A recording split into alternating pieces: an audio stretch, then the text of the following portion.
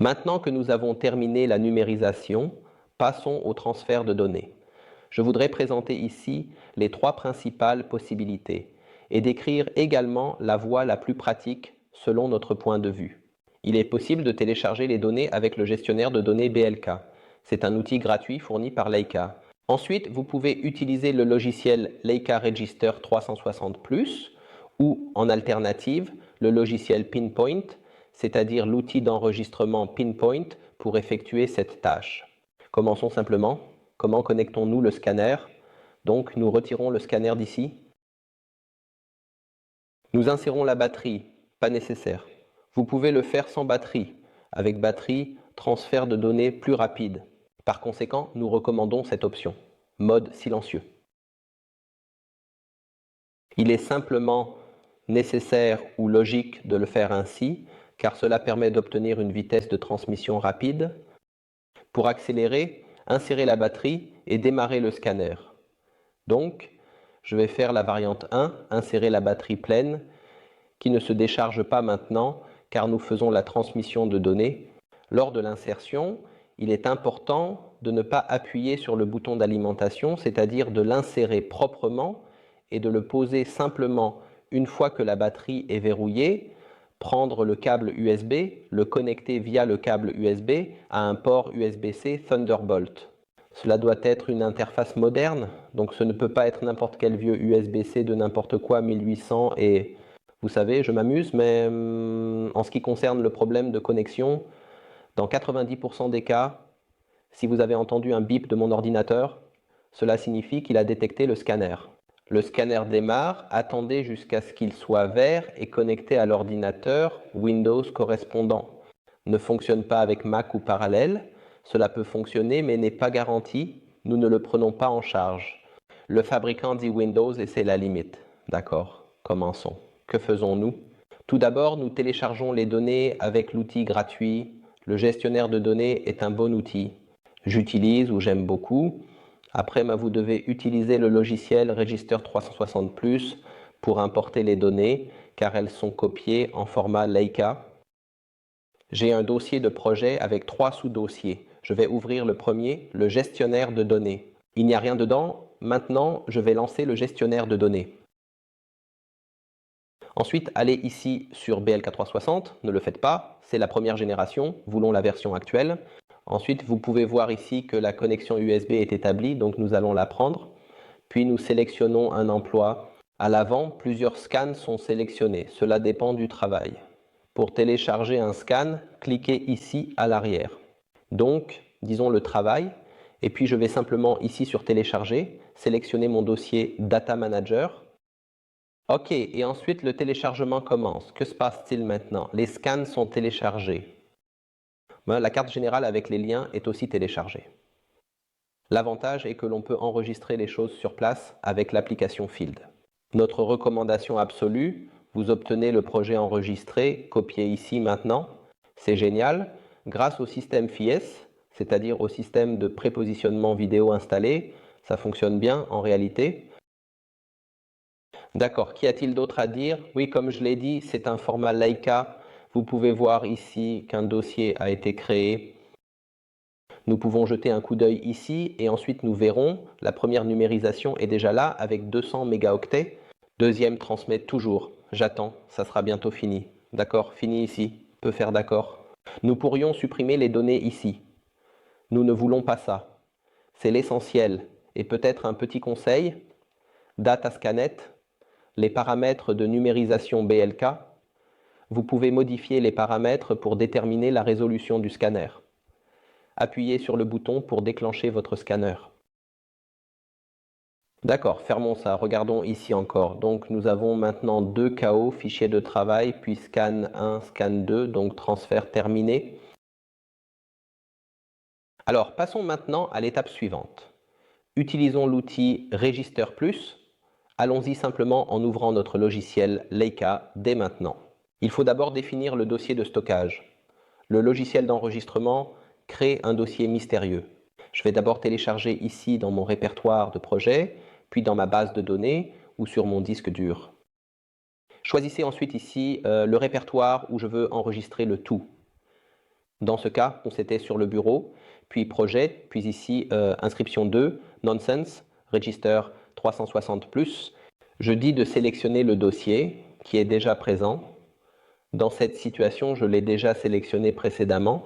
Cela signifie qu'il est important de créer ce dossier et vous pouvez maintenant voir ici que le dossier du projet est également actif. Actif signifie ici à l'arrière, cela peut être soit storage 2345, soit renommé. Donc je suis entré, l'ai nommé et vous devez sélectionner à nouveau ce nom ici pour que ce soit le dossier de stockage par défaut pour le nouveau projet de registre.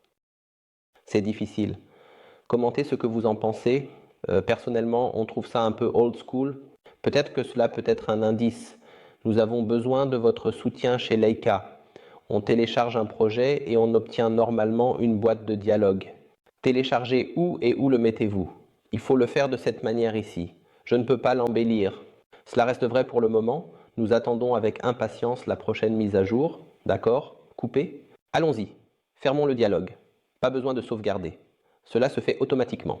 Nouveau projet.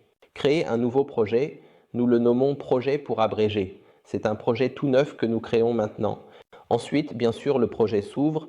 Ici, en haut, je vais ouvrir le dossier en parallèle. Nous sommes maintenant Register Plus. Un projet a été créé maintenant. Si nous regardons les caractéristiques, c'est 440 kilooctets. C'est le fichier cryptique, ce que je dis. Ils en créent un pour chaque projet. Je recommande de créer un nouveau dossier et d'y mettre le fichier cryptique. Recherchez le dossier plus tard pour trouver le fichier cryptique où vous aurez un dossier avec de nombreux fichiers cryptiques. Il peut arriver que ce soit difficile de retrouver le bon projet. Mais revenons maintenant à notre logiciel. Retournons au gestionnaire de données, obtenons la boîte de dialogue habituelle, allons sur Connecteur, voyons nos projets affichés, ajoutons le job 2 à notre projet. Les paramètres par défaut sont bons. Pas beaucoup à faire. Je retirerai ça d'ici. Je retirerai ça aussi. Je démarre l'enregistrement auto après avoir vérifié. Veuillez consulter le prochain tutoriel. Ensuite, je vais ici sur Importeur. Le processus fonctionne pendant qu'il court maintenant. 2 mots supplémentaires ajoutés. Si vous avez téléchargé les données avec le gestionnaire de données, vous pouvez les importer de la même manière. Je vais rentrer ici une fois de plus. Si je vais maintenant dans le répertoire supérieur, je pourrais simplement prendre ces emplois ici et les faire glisser et déposer ici, puis il importerait les données, afin de vous permettre de bien comprendre le contexte dans lequel nous nous trouvons. Revenons maintenant à notre projet de registre. Voyons à quel point il est avancé. Il est à 2 sur 2, c'est donc également fait. D'accord, maintenant nous avons ici nos scans. Je ne vais même pas y répondre maintenant. Je vais le fermer directement. Maintenant, nous avons notre projet ici. Regardons encore une fois. Voilà, il y a maintenant des données à l'intérieur. Tout va bien, ça a fonctionné. Maintenant, arrivons à la dernière option, l'outil d'inscription.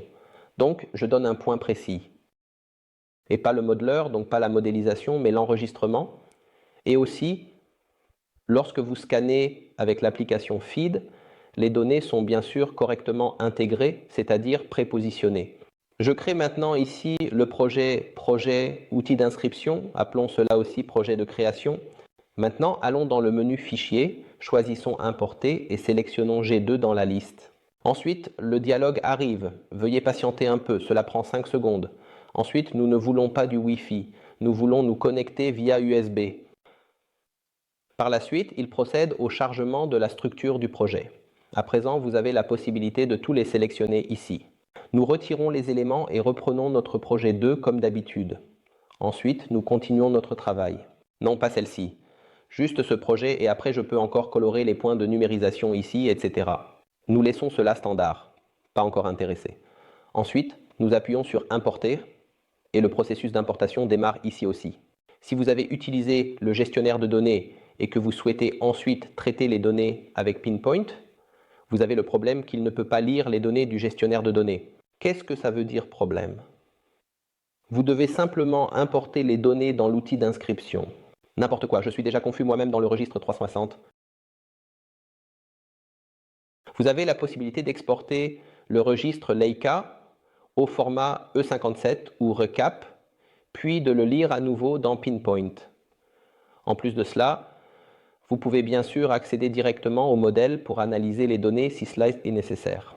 Donc pour ceux qui travaillent avec Pinpoint, peut-être les connecter directement. Alors on peut aussi économiser la licence Register 360. Personnellement, j'aime beaucoup les deux chemins. J'aime aussi travailler avec la version Register Plus. Je trouve aussi très agréable à utiliser. On peut essayer cela. Qui veut tester les deux? Donc peut-être comme info pour les clients de test. Si vous êtes intéressé par les deux, je recommande de télécharger les données avec le gestionnaire de données et Pinpoint. Ensuite, vous avez les deux flux de travail côte à côte et vous pouvez les jouer tous les deux. Je vais y revenir ici. Les clients disent souvent avoir téléchargé avec ça ou avec ça, mais 100% compatibilité n'est pas encore atteinte. Que ce soit envisagé ou non, les fabricants, qu'ils en aient conscience ou pas, le savent mieux que moi. Je voudrais importer directement les données du gestionnaire de données, mais je ne sais pas s'il existe une interface. J'aimerais aussi des commentaires là-dessus. Qu'en pensez-vous? Besoin de rattrapage? Suggestions d'amélioration? D'accord, je fais une petite pause. Nous n'avons pas besoin de nous regarder ici pendant que les données sont importées. Tout va bien. L'importation est terminée. Nous avons affiché les scans. Je ne vais pas entrer dans les détails ici. Bien sûr, vous pouvez les charger ici et vous inscrire. Vous pouvez fusionner les groupes et afficher une statistique. Tout cela, il existe des tutoriels séparés. C'était maintenant le transfert de données. Dernière phrase. Veuillez procéder à l'éjection. N'hésitez pas à jeter le BLK. Veuillez simplement le supprimer ici sans aucune hésitation ni retard. Et puis vous pouvez simplement le retirer. Et vous regardez la diode quand je la retire maintenant. Il descend automatiquement. Pas vraiment grand-chose à faire. Comme déjà montré précédemment lors du déballage, retirez la batterie. Ne la remettez pas avec la batterie, car on a tendance à appuyer accidentellement sur le bouton d'alimentation. Et puis, s'il vous plaît, rangez-le correctement, ou vous pouvez également emballer les piles dans la valise comme d'habitude. Comme précédemment mentionné, la valise est le fruit d'une collaboration avec la société B&W, spécialiste des bagages haut de gamme pour un développement conjoint.